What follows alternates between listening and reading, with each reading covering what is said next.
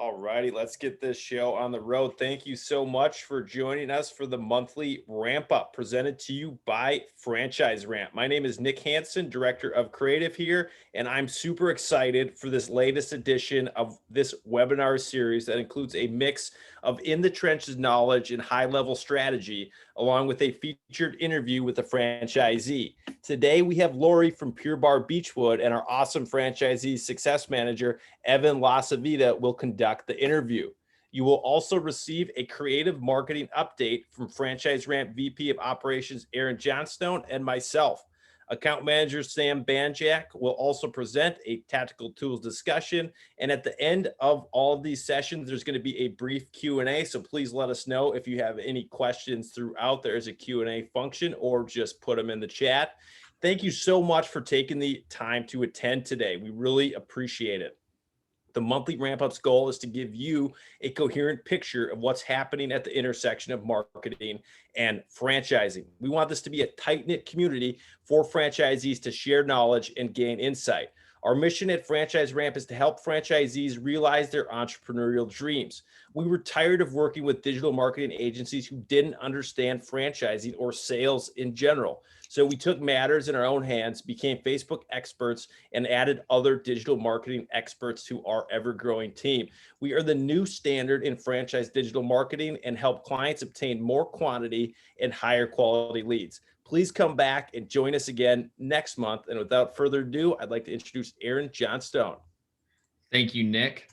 So a little background on what we're going to be talking about today. Nick and I have had dozens of conversations with franchisees in one-on-one settings and brands about authentic creative. Can also be termed native content or organic content.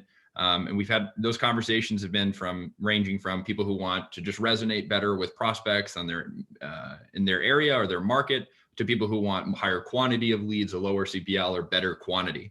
And so Nick and I thought it would be a fantastic idea to condense that down into a very action-oriented, step-by-step guide to generating and how to profit from producing authentic creative at your business. So we have some different brands on here, and everybody can benefit from producing and utilizing authentic creative.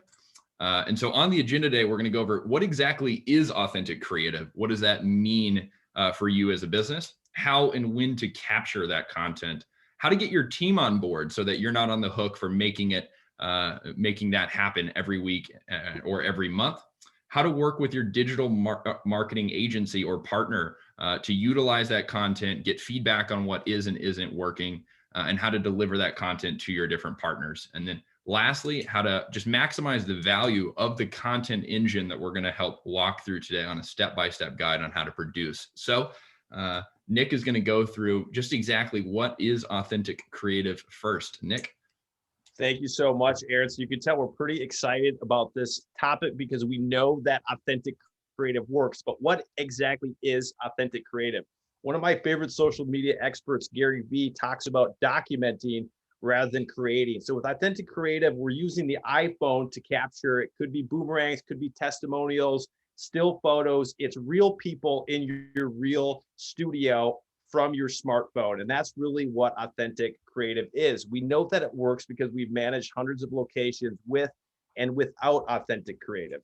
We know that it works because or why it works is literally because your members are telling us that they love your studio, and the best way to sell prospects is for real people who are using your product or service, and they've already purchased it, they love it, and they're just telling the camera really directly, what it is. I was surprised, sometimes when we have a video where it's just on the iPhone and it's getting sometimes up to 3 times engagement as a highly produced video. But we want to also make clear that it's not a silver bullet, right? We don't need just that one piece of creative. We need a vast array of creative. And so we want to kind of preface this by saying that corporate imagery is also super important. Those branded videos and branded studio shoots work really well too. So it's about having that large mix of content. And we found during the COVID time, during the pandemic time, that it's even more important to have that big library, that vast array of creative that you can keep testing and making sure that we're keeping that targeted audience engaged. Perfect. So, like Nick said, a vast array of creative and content is super important.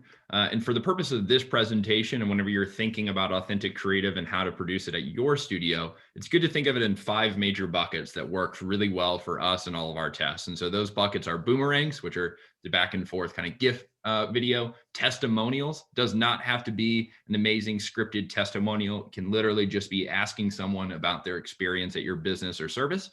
Nick will walk through some great questions and how to shoot those later on.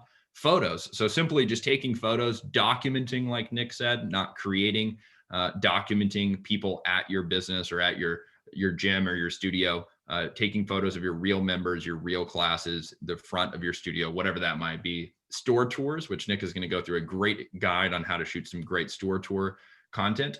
And then lastly, B-roll. So just video of what's actually going on at your studio, videos of classes, of services, of people walking in and out of the studio, talking to members, whatever that might be.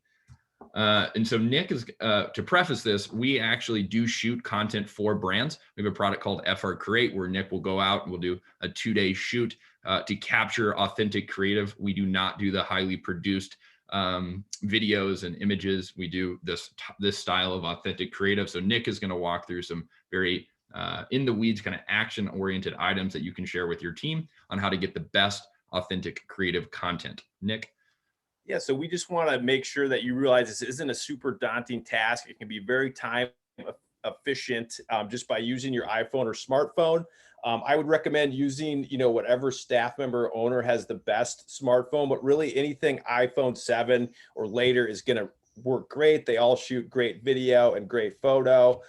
If you have the option, turn it to 4K mode on the iPhone and think of your studio and all of the locations in it as a potential area to film and capture content. And it could be the lobby, could be the front of the building. We definitely want to get stuff in the studio. If it's, say, a decollage, we want to get the technician actually working, but really the whole studio is yours to use. You see, we have this picture from Row House Wiregrass, and it's a couple staff members, holding the rowers up on the top of the table. Doesn't necessarily have to be that, but we love that creativity. And if you encourage your staff to have fun, they're going to come up with things that you didn't even dream of. And we do when we're getting boomerangs, we recommend using vertical mode, and testimonials, we recommend doing landscape mode. Not necessarily a hard and fast rule because the content can be repurposed and reframed in a lot of different ways, but just a good rule of thumb. And if the studio is dark, some of the fitness studios, the actual experience, the lights are off, and it's, or maybe it's a dark room with lights going, which is awesome. And people love that experience. And you want to capture it the way it actually is for an option, but you also, right after the class can turn the lights on and capture some with better and brighter lighting, which might work with that more vibrant look. And once again, it's not a silver bullet. It's not either or. You can capture them both. We can test them and see what's working better. So just a note that we want to make sure that, you're staying on brand when you're capturing the content, using the correct studio colors, making sure that whatever clothing is being worn is on brand. And obviously we want to make sure to get all of this creative approved by corporate before running to make sure we're in sync also with the latest equipment and that kind of thing. So let's just look at a potential scenario. You've just finished a row house class. Sorry, Aren, I just had one note before talking about testimonials. And just, you could get 3 passionate members who you've gotten right after class to say we're at a row house, and you've gotten them to do some boomerang, so some rowing and some weights on the side. And then right after that, say that takes 3 to 5 minutes. You could spend 3 minutes doing authentic photos where those same members are giving high fives and that kind of thing. And then you could capture these testimonials, which really only take 2 to 3 minutes as well. And so let's jump into those testimonials, Aren. Thank you. Okay, jumping ahead. So the testimonial, we feel might be the most powerful piece of content that you can create and keep generating and, getting members of all kinds of different demographics and interests to join, because they are your raving fans, and they're going to directly tell the audience better than anyone else can why you should join the studio. And we found that these 5 questions work absolutely awesome for capturing testimonials. Now, you don't only need to use these 5 questions. You could create some on the spot, or you may find some that work better. We've just used these before and they work really well. So it's, how did you find us? Were you skeptical? Why did you decide to join? What happened after you bought/joined? And who would you recommend our product or service to? And you can just give them a little bit of coaching to say, like, so it's, how did you find us? So let's say it's Yoga 6. I found out about Yoga 6 through my friend who joined and loved it. And so with that little bit of coaching, these 5 questions, you're going to get some great answers. And they don't all need to be perfect. Over that 3 minutes that it takes to get the testimonial, we're just looking for that 15 to 60-second chunk of really great content. And from our experience, most everybody gets there because they're passionate about it, and it doesn't need to be perfect. It just needs to be, show that enthusiasm. It can help to get an iPhone tripod that you either set on a table or hold. We can share a link for one of those. They just cost about $10, but if you can definitely film handheld, just keep your arms close and stabilized. And it usually works best to stand within about 3 feet of the subject. If you're standing any further, the audio is just not going to be quite as good. So that's some basic tips on capturing testimonials. And Aren, if you jump to the next slide, we'll talk a little bit about what we call store tour scripts or offer-driven videos. And so the offer-driven video could be an owner, could be a coach, could be a staff member, could be a lash technician standing right outside of the studio and saying, hey, my name is so-and-so from, in this example, use Yoga 6. We have a really amazing limited time offer for you today. So come on in and I'll tell you all about it. And actually wave the customer in the door. This arm movement or any kind of movement really helps capture, the viewer. One of my favorite marketers, Billy Jean, talks about how in that first 5 seconds, you need to grab them. And so if that arm movement does it, that's great. It could be, panning up. We worked with a client in Colorado, panning up from the beautiful mountains right past a Starbucks next door, right to the studio. Anything that's gonna catch that eye is really, really important. And then you can keep on going into the studio and do a little store tour with the front desk person, and then say, entering the studio and setting the mat down. Or you could cut right after the door and say you're a studio where masks are required. You could show the person putting the mask on before entering. And we just feel that these type of videos are important because, and really across all of the content, is that during the pandemic time and this new era that we're in, we want to show people that the studio is open, that members are having fun, and that the appropriate safety measures for the area are being used. So that's some tips. Definitely feel free to email me, nick@franchiseramp.com, if you have more questions about this, but want to toss it over to Aren to talk about how you can get your team on board and start implementing these measures immediately. Thank you so much, Nick, for all of that awesome content. And so whenever we have these conversations with the franchisees, it can always seem a little bit overwhelming, all of the different types of content, the different options, the volume that we might want, or that we say you should shoot or capture. And it really doesn't need to be complicated. And whenever you're building these processes, you want to make sure that they're repeatable and something that your team is on board for, so that it's just, you're building that content engine that works by itself. So some very important points are, you do not need to schedule photo shoots to get authentic content, whether you're in Liberty Tax or you don't even have a real in the Netherlands, you said you have pop-up businesses, whatever it might be, you do not need to schedule photo shoots. This can be something that takes less than 20 minutes a week. Nick said you can take 15 minutes after a class and get all of it, or you can just set a simple expectation with your team of producing 3 to 5 assets a week. That's what we recommend. And that way your team is not having to take time away from all the other things that they're busy doing, following up with leads or working on the business or in the business, whatever that might be. And so it can all be done at once after one class or after one service. Or if you have someone who comes in every day to take your product or service, you could ask them just to stay after for a couple minutes. You can take boomerangs as an example, just while the class or the service is going on, or you can take photos. So instead of relying on one photo shoot to get all of it, think of it as an ongoing thing where you produce 3 to 5 assets a week. That simple. And encourage your team to get creative. They're going to come up with the best content because they're most engaged with the members and your service every day. And then where you store all of this, the last part of the process should be, no matter what piece of content is shot or when it is shot, it is all uploaded into a single repository. So we recommend Google Drive or Dropbox. And just every time as a process that any piece of content is shot, your team automatically uploads it into that piece, into that Google Drive or Dropbox. And then from there, you can organize it. But having that central repository is super important. And just to show why you're doing it weekly is so valuable, even if you produce 5 a week, in a month, you're going to have 20. And then in a year, you're going to have over 150. So you can really get a lot of content very, very quick.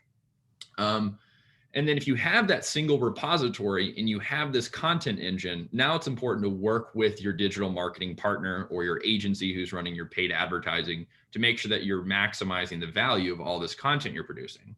And so a couple things that we think are important when working with your agency partner, whether it's us or another partner, is that not all authentic content is equal. Just because it is shot at your studio, one testimonial might do better than another, or sometimes corporate creative might test better than a testimonial video. But in general, across the board, we typically see more authentic style content produce better CPLs, better quality leads, and ultimately more engagement.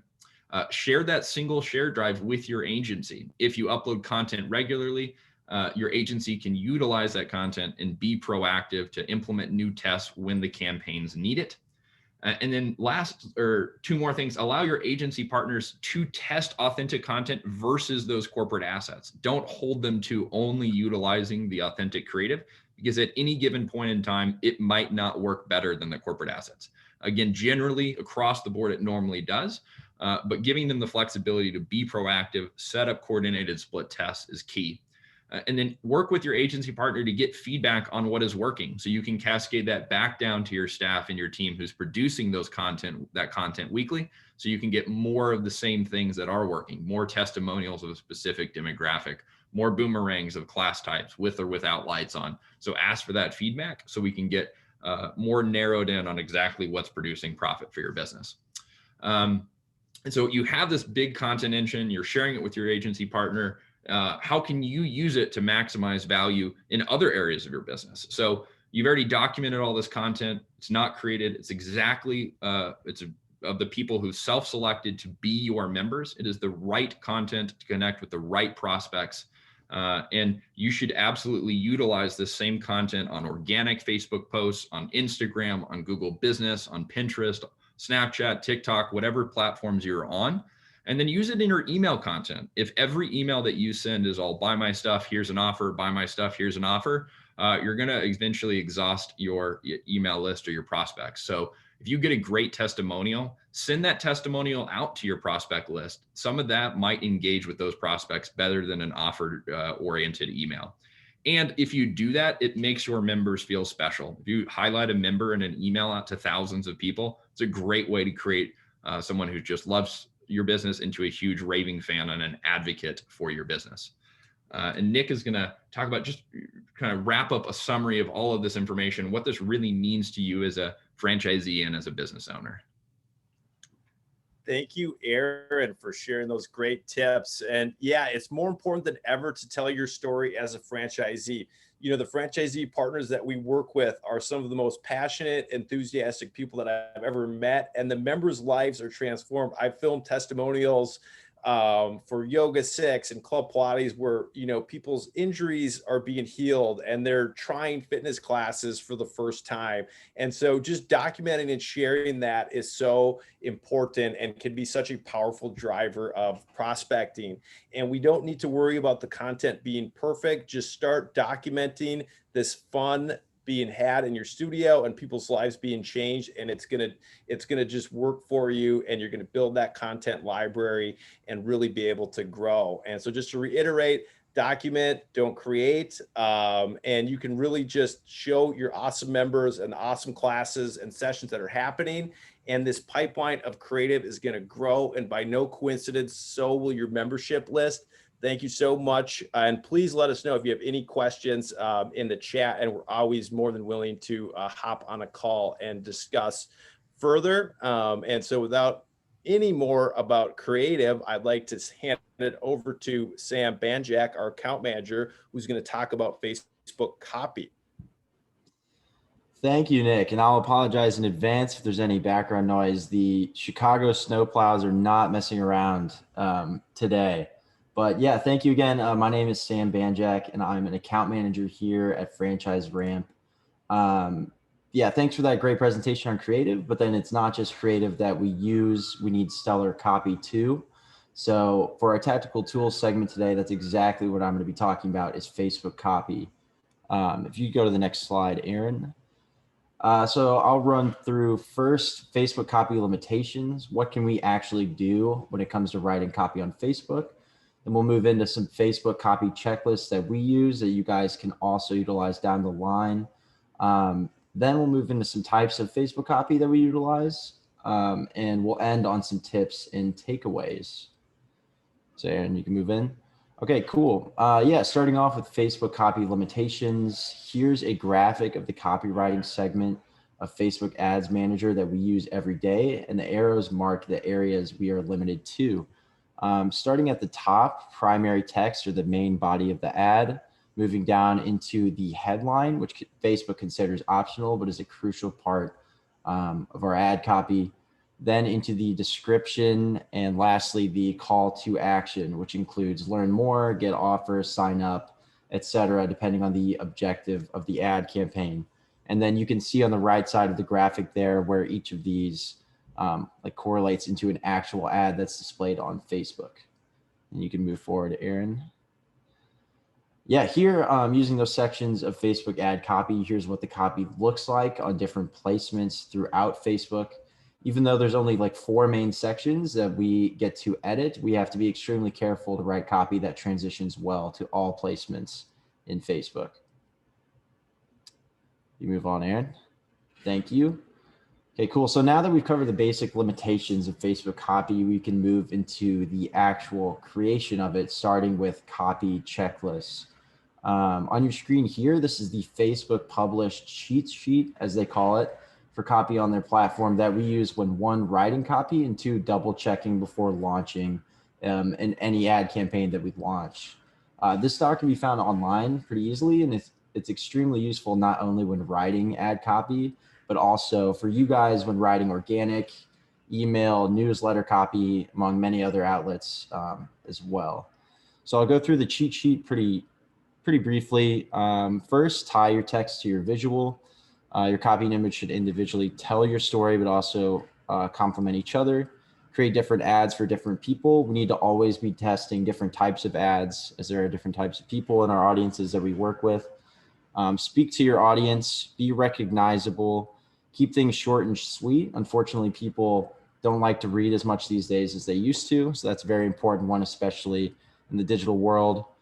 Stick to 1 call to action, mention price when appropriate, and include a time frame. And we'll cover those a little bit more. You can move forward. On top of Facebook's copy checklist, we add a few key points of our own that are extremely important to hit in a primarily lead generation industry. Starting with powerful headline and first line of body copy.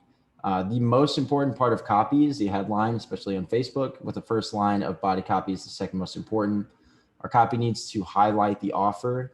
The audience needs to know what they're actually getting when they sign up or when they click on our ads.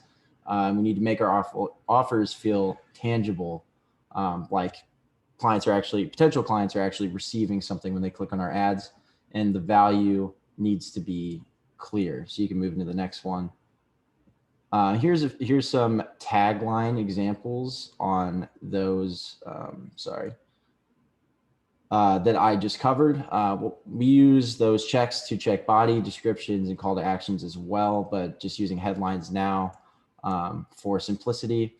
For example, a powerful headline example would be best discounts around. It really stands out and it's engaging. A good example of a highlighted offer is a free class voucher at a location, or grab a free class. And then making sure the value is clear, being very specific. Save 20% off membership fees for life over $30 a month is a good example of that. You can move forward, Aren. But yeah, moving forward, perhaps the most important check, especially for lead generation copy, is building a sense of urgency. Why should potential leads give us their information now through this ad? So yeah, we want our audience to respond now. Yeah, that's cool. You can just move forward. So here's a couple of taglines for that. Limited sense of urgency would be a tagline like claim now, redeem anytime, if it's referring to something like a free class or some other offer like that, or don't miss this chance to claim, limited spots available. One level up, about like normal urgency would be hurry, this is a limited time offer, time is running out, claim yours now, or don't miss our special February offer. And then a high sense of urgency would be next 30 members get 20% off for life. Hurry, this offer ends tomorrow. Only 50 spots available. One more thing just to add on urgency, a limited sense of urgency. If you can maybe go back one slide, Aren. A limited sense of urgency may coax more people into our lead forms, but have lower click to submission rates, while a high sense of urgency may deter some people from interacting with our ads, but those that do may have a much higher chance of submission. So it's important to test each accordingly. Okay, so after covering checklists we use when writing, I'll now walk through some examples of different body copy types we utilize. There isn't just one style that works on Facebook. The saying different strokes works for different folks applies here especially. And we're working with audience sizes of tens of thousands of people. We need to constantly test different styles to drive leads. So the first one you're seeing on your screen here is what we call short and sweet, sticking closely to the Facebook cheat sheet we went over earlier. For example, start your year off right, relieve the stress of 2020 with a free Pilates class at Club Pilates Portchester. A balanced, more fulfilling year is within reach for you. You can go ahead and read the other ones, but these are copies that hit all parts of our checklist while staying as brief as possible. And then if you go next, we'll move into some longer copy, starting with what we call benefit heavy. I'll read one of these. Celebrate the holidays with offer, whatever offer it may be at Pure Barre. Anyone can do Pure Barre. It's low impact, high intensity movements, lifts and tones muscles, improves strength, agility, and flexibility. And those small movements lead to big results. So that's one example. Different people are swayed by different benefits as well. So we test these types of copy often, from typical brand benefits to specific niche benefits, such as specific ailments, problems, etc. You can move forward. Another type of copy that we test often are testimonials, which Aren and Nick talked about earlier with creative. It's also very useful in copy. These are a few that we've used in the past for Club Pilates, but there's all sorts of ways you can incorporate testimonials into your copy. Using powerful testimonials can create emotional connections and a desire to try the experience for themselves with potential clients. Then you can move one more, Aren. And then the last style that I'll go over, among many others out there, is leading question or hook copy. As I mentioned earlier, the first line of body copy is the second most important part of Facebook copy behind the headline. So I'll just read one here. Want to crush your 2021 fitness goals? Try the leading all-in-one workout for free at Bro House Smoky Hill. With classes made for all fitness levels, there are no excuses this year. And these types of copy variations don't have to be questions either. They just need to have first lines that really engage people. As Nick talked about earlier, you need to hook people immediately with your copy. You can move one more. So again, there's many types of copy variations and combinations that are starting to use on Facebook. The most important thing is to always be testing different ones to try to find what resonates the most with your audience and potential clients. So what does this mean to you guys? So hopefully this basic run through of Facebook ad copy has been helpful to you all. I'll end by going through a few of these. It's really important to use checklists or develop your own, or use the ones we went over, or develop your own when reviewing ad copy and writing your own for organic posts, emails, etc. Work with your current clients to get testimonials, as Nick and Aren talked about, not just recording videos, but also just recording down to use in copy, personal benefits, etc., that we can utilize. And lastly, it's important to always test different styles of copy to find what resonates best with your community and keep things fresh. So with that, I'm going to hand it back over, I guess, to Nick Hansen. Awesome. Thank you, Sam. And please feel free to message in the Q&A feature if you have any questions for Sam. And I would now like to introduce our franchisee success manager, Evan Lacivita, and Lori, owner of Pure Barre Beechwood. Thank you, Nick. We've got Lori Coticchia here. Lori is the owner of Pure Barre Beechwood, located in the suburbs of Cleveland, Ohio. Lori comes from years of experience in sales and fitness wellness. Lori's passion for helping others, women's empowerment, and supporting her community are evident in her strong studio dynamics. Lori lives in the Cleveland area and enjoys traveling and hiking with her rescue pit bull, Einstein. Lori, I really enjoy working with you and Einstein. It would have been fun to have him on the webinar with us today. Maybe next time. Yeah, I figured I'd do this from the studio and leave him at home. He likes to interrupt quite a bit, so. It's good fun. Yeah, I think he gets a little jealous whenever we're chatting. So maybe for the best. Intention. Cool, Lori. Thanks again for being here. Just to get started, can you tell us how long you've been in franchising and what's your story of how you got into it? Sure. So I have owned Pure Barre as a franchisee for about 3 years. I was a longtime client and a big fan of Pure Barre. At the time that I purchased the studio, it had been just about 13 years that I'd been a client. I also worked many years managing a bridal boutique that was a really small franchise. And just that experience really helped me to understand a lot of running a business. I was really close with the owner there, and it was a small knit group. So I was able to, see sort of the nitty gritty behind the scenes of understanding franchising and owning a business. And I always knew I eventually would step out and do something of my own. I was going to grad school living in Michigan, and that's when the first Pure Barre opened. So I was fortunate to take classes with the founder at the original location in Michigan. And for me, it was love at first tuck. That might not be familiar with Pure Barre. That's one of our exercises. It's a cue. So everywhere I moved after that, I was fortunate to be able to take Pure Barre classes. They started to franchise the brand. And so it was something I stuck with. I'd never, stuck with a workout for this long. And through any injuries, I was still able to take class and feel the effectiveness of it and really feel a sense of community with the other women in class. It was just special to see individuals from all walks of life and all points of their journey taking class together and supporting one another. That's wonderful. So it sounds like real passion for the workout and then the sense of community. Exactly. Yes. Very cool. Overall, better experience than the bridal boutique? Yes, absolutely. Yeah.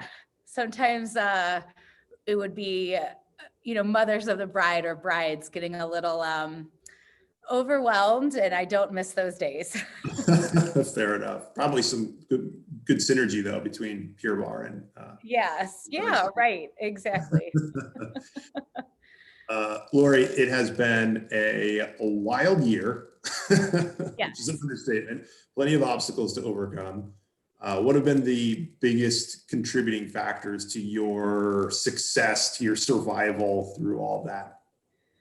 I would say it's nothing profound, but failure just was not an option. I am a single woman. I am the sole owner and operator of the studio, and there was no way I could close. I had to keep going. So I think also just transparency and pivoting and being comfortable in these hard times really contributed. So we found new ways to move forward, new ways to operate our business, whether it meant going live stream, when we reopened, what that would look like. And also recognizing that I needed to make changes in the way that we were marketing the business. So before COVID, I was doing the marketing on my own and we were doing okay. But once we reopened in June, we were only seeing 20% of the leads that we were previously generating. So I had heard about Franchise Ramp and am so glad that I was able to connect with Evan and start working that we have now seen such a great increase in our lead generation. And so I think like most businesses, we reopened at almost a 60% loss in our membership base, which was really disheartening. So with working with Franchise Ramp, we've seen a very slow and steady climb, and we have now regained almost 75% of our pre-COVID membership numbers. So that is such a huge success and for us, and I'm really, just grateful that we've, kept moving forward. That's wonderful. Yeah. And I would also say one of the other factors that has really helped us to survive and sustain through all of this is my transparency with my team and also my community, just being able to communicate and, let everyone know this is where we are and things are hard, and just listening to one another and supporting one another and understanding that we are coming out of this stronger and smarter, whether we recognize it or not. It's been a learning experience at every point, and just taking those learning opportunities and applying it to the business and to each other, and also just growing together, not only as individuals but as a studio, as a team. We are stronger and more connected, and really a family now, I think, even more than we ever were. That's fantastic. Yeah, I love that. So it sounds like it is the never give up attitude, and then kind of leveraging the strength of your human connections that you have with your members and your staff, and just fighting through it, rolling with the punches, learning, picking up, and keep fighting. That sounds fantastic. Exactly. Yeah, I'm a fighter, so I can't give up. One foot in front of the other. Excellent. Is there any experience from your background that you think is key to your competitive edge? Yes. And this is a question that I could answer for hours. But I think most people feel this way. Every experience in life grows us into who we are. And I've been so fortunate to have had a lot of great work experience, education, and travel experience that has allowed me to incur self-growth and development and a really deep understanding of community and individuals. I have my undergraduate degree in anthropology. So just having that sort of analytical approach and a non-biased view of being able to see someone as who they are and be accepting and empathetic has been a huge part of my whole life. And as you mentioned, and we talked before, I come from a sales background. I also have hours of training in yoga. I've worked at other fitness franchises and yoga studios before. So just having that understanding of recognizing a sales process, being able to see where something might fall short, how to help train and encourage and keep the team motivated and going. And then also just to keep empathetic, whether I'm working with a team member that might be having a hard time, or a member that might need to pause their membership, or, you know, someone in the community that needs help, and have that empathy and understanding, but still be able to maintain a business function. And it's such a fine line. I think so much of it comes down to, you know, seeing someone and really understanding what I don't know is key, and learning that from that individual, asking those appropriate questions. And I think lastly, I would say I have 300 hours of OSHA training, and with the individual joining from Netherlands might not be familiar with OSHA, but that is the safety training for majority of industries in the United States. So having that background made me very comfortable to open the studio, knowing that our protocols were above and beyond what might have been mandated by the state with COVID, to ensure that we are creating the safest space possible for our community. Nice. Secret weapon OSHA training gives you that. Yeah. I love what you were saying though about sales and empathy. And I think that for a lot of folks who maybe haven't gone through any sales training, that kind of comes as a surprise, that empathy really is at the core of a good sales process. And of course, sales is at the core of the success of your business. So that makes a lot of sense. Yes, I often say it's nothing exceptional, but we just need to listen and learn about one another. And that's what makes sales key. Yeah, wonderful. Laura, this has been great, and I really appreciate you sharing your insights with us here. A lot of value in that. I'm gonna give you one last question. Okay. What advice would you give to franchisees just starting out, especially if they're apprehensive about digital marketing, I think in particular? So digital marketing can be very intimidating, and it's, not all franchisors provide the guidelines that some do. So Franchise Ramp is great to work with. And I think just from a starting point as a whole, for someone that's just getting into franchising, to really connect with other owners, they will be your lifeline. The one thing that is so amazing about Pure Barre is how connected the owners are. We are a family. We really support one another. I don't think most of us would have made it through all of this without each other. I think also just understanding the nitty-gritty of what goes into owning a business. It's not just rainbows and butterflies. It gets, it can get really hard and challenging. And for me, I had to recognize that I couldn't do everything on my own, which is where Franchise Ramp came in. And it's an investment for me that's so worthwhile. Awesome. Laura, thank you so much. Appreciate it. I'm going to hand it back over to Nick. Laura, you and I we'll talk soon and give Einstein a. Okay. Thank you, Lori and Evan. That was so awesome. Please let us know in the chat if you have any questions. We're going to start our Q&A. We've had a couple messages to us that we're going to get started with. So we had one for Sam. When do you know it's time to test a new asset or copy variation? Okay. Yeah. Thank you, Nick.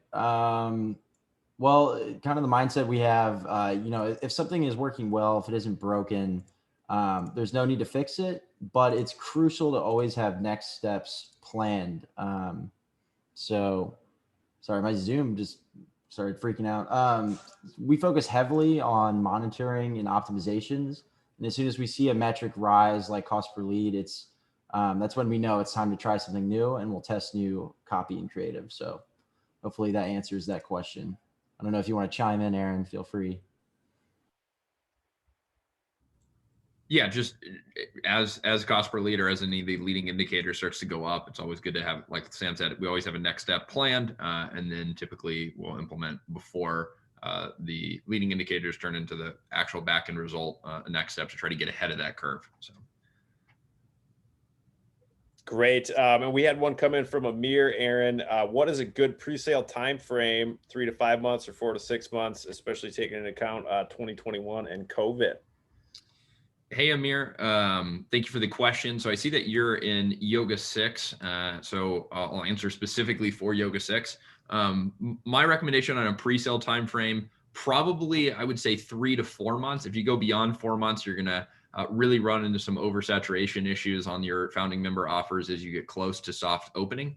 And if you have that 3-month time frame, kind of 12 weeks, maybe 14 weeks, you can really push very hard on your overall budget.